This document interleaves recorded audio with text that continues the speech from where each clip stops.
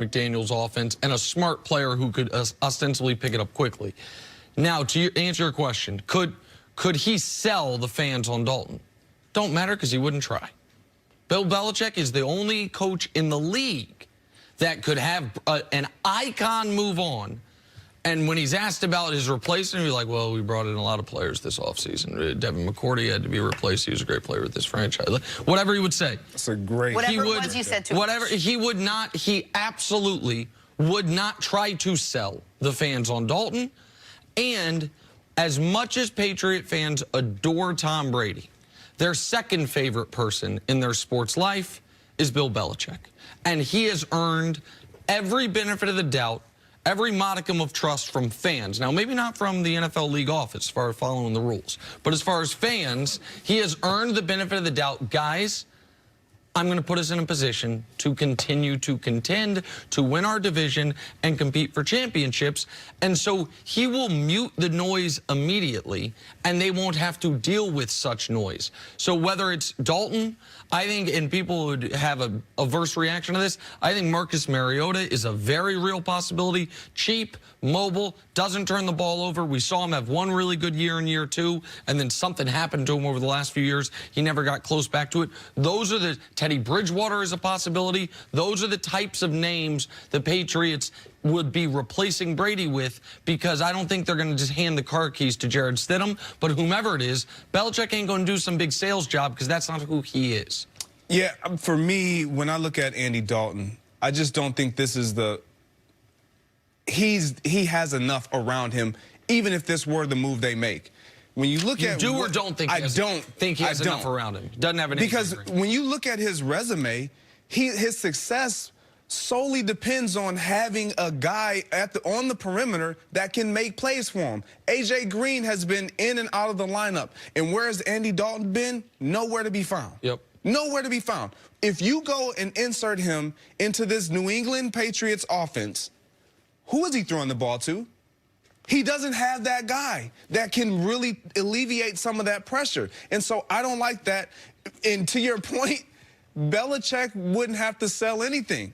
He can go in there with a no-name quarterback, and everyone will be sold on the fact that, okay, this is our guy, because it's Bill Belichick, because his plug-and-play mentality, his culture that he's already established of, I will go and find the best player that fits, not so much the best player statistically in the pop and the wow factor, the best player that fits what it is I want to get done. And in my opinion, that is Teddy Bridgewater. Teddy Bridgewater, he can run, he's mobile, and he can throw the ball accurately, and he understands a grand scheme offense that you can throw at him. He's done it in Minnesota when he was a rookie. In New Orleans. In New Orleans now, filling in for Drew Brees with Sean Payton at the helm. And what Bridgewater and Mariota have in common is they don't turn the ball over. They're not going to be wowed by their arms. They don't turn the ball over. Dalton turns it over a little bit more than them, but he's not a super heavy turnover guy. Any of these, well, maybe not Mariota, but Bridgewater or Dalton, I do think would be, even at the same price, a slight upgrade, Dalton a slight upgrade, and Bridgewater a significant upgrade over whatever Tom Brady's coming back as next season, especially when you incorporate the fact that Brady is reportedly going to want $25 to $30 million, which I understand why he would want it, but Belichick does not pay based on past performance. So I think that the issue for the Patriots fans, they need to understand is, with or without Brady, there is this narrative, oh, well, they're going to reload on the offensive side of the ball this offseason. My question to you would be how? They went over a decade without spending a first-round pick on a skill position offensive player. And then they did it in back-to-back drafts. Sony Michel, N'Keal Harry. They then spent a second-round pick on Mohamed Sanu. Do you really think the Patriots are going to go 3 drafts in a row, in addition to having just spent their second-round pick for this upcoming year on a wide receiver, on a skill position guy? Because I don't. You think they're going to be big spenders in the free agency in the offseason. They never have been. So I think they will tinker. I think they will address the tight end position. But the idea that the Patriots are going to come back next year with Amari Cooper in the fold or one of those Alabama wide receivers who they draft in the early 20s, all of our history says they are not going to go that route. So whomever the quarterback is, they might have slightly improved weapons of this year, but not drastically so. All right, let's talk back to the Cowboys again. The expectation is inevitable. You don't always win. You can, however, learn from that failure, pick yourself up with great enthusiasm, and place yourself in the arena again. And that's right where you will find me, because I know I still have more to prove. Greg Jennings, what does Tom Brady have left to prove after everything he already has? Well, statistically, he has nothing left to prove. He's done it all. But this is what makes him special. This is what has allowed him to stay at the pinnacle and be one of the greatest to ever play sports, like across any arena, across any platform, because he understands how to reboot and how to reset and how to manipulate himself to believing this. I have more to prove. Yes, did he have a declining year? Of course. And I know my counterpart over here is going to let us know all about it. But his I have more to prove is more than just statistically. It's about wins for him. He doesn't grade himself on how well he performed and how many numbers he put up personally. That's not what Tom Brady gets caught up. He wants to win, period. It's all about winning. When he doesn't win or when he doesn't get to where they feel or he feels that they should be as an organization, it's a loss. And when you play within an organization that is championship or bust, something that he was able to establish early on in his career, this is your mentality.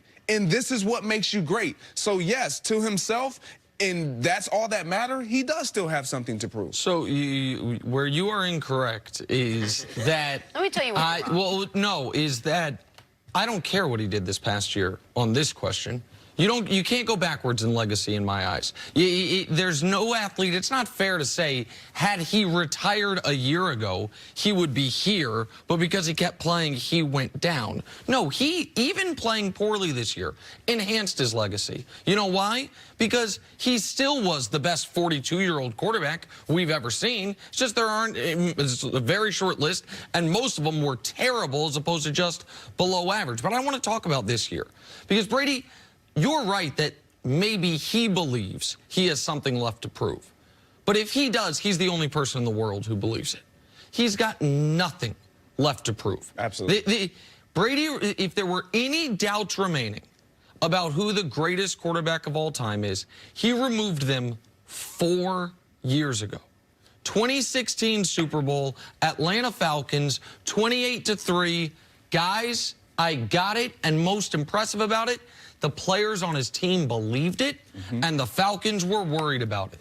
That gave him his 5th championship. That passed him on Montana on the count the rings argument. It also was a no questions asked Tom Brady-led Super Bowl. That was not a great Belichick defense. That was not a brilliant game plan. That was we are getting our heads handed to us, but my hand will stay calm. I won't be shaky. Get on my back, and I will take us to victory.